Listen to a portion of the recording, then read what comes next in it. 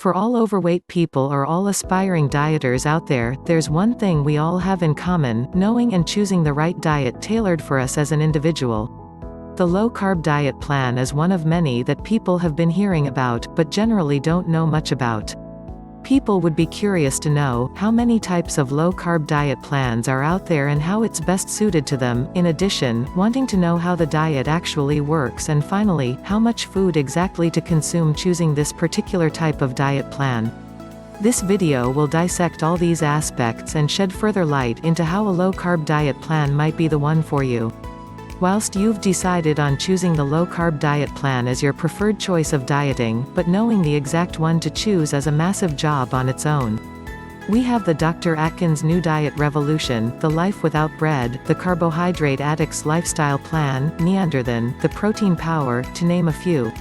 In all of them, there's a common rule, this being, the strictest reduction in the consumption of carbohydrates.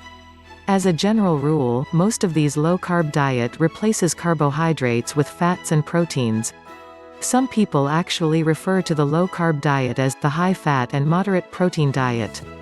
This is self-explanatory with respect to the nature of the food consumed, and this is all right for some, but there might be others wondering whether this is best suited to them in order to lose weight. Well, is it? People sometimes often choose a particular diet plan, be it a low-carb diet plan, and only to find out further down the line it's not suited to them or their lifestyle. For those of us who are classed overweight or those with diabetes, the most popular diets forever drummed into us by the government is the low-fat and low-calorie diet, but we now know that this doesn't work well. In the case of diabetics, it has been found to have worsened their conditions. But in order to combat obesity, high blood pressure, high cholesterol, and type 2 diabetes, the only way to go is by choosing the low-carb diet plan. Most nutritionists, doctors, and consultants are now beginning to realize this fact.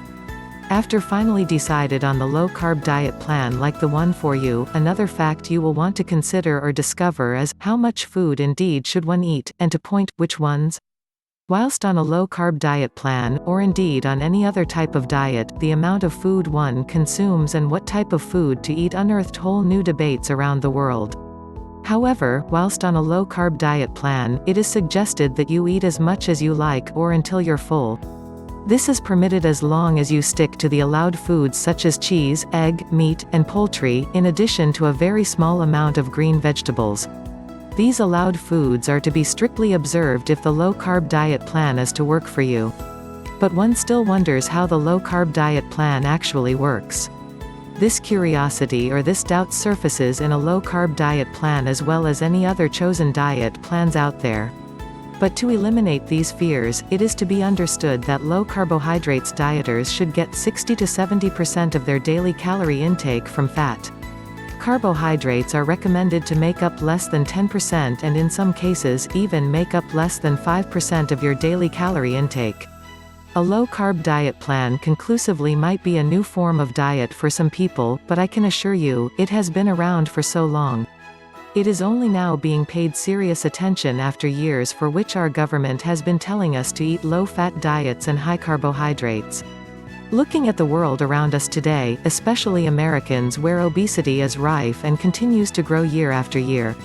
The adult onset of diabetes is rapidly increasing. And for the doctors and nutritionists to start recognizing the positive effect of the low-carb diet, this in itself speaks volumes. For my #1 recommendation, please check the link in the description, and it will be the first link in the description.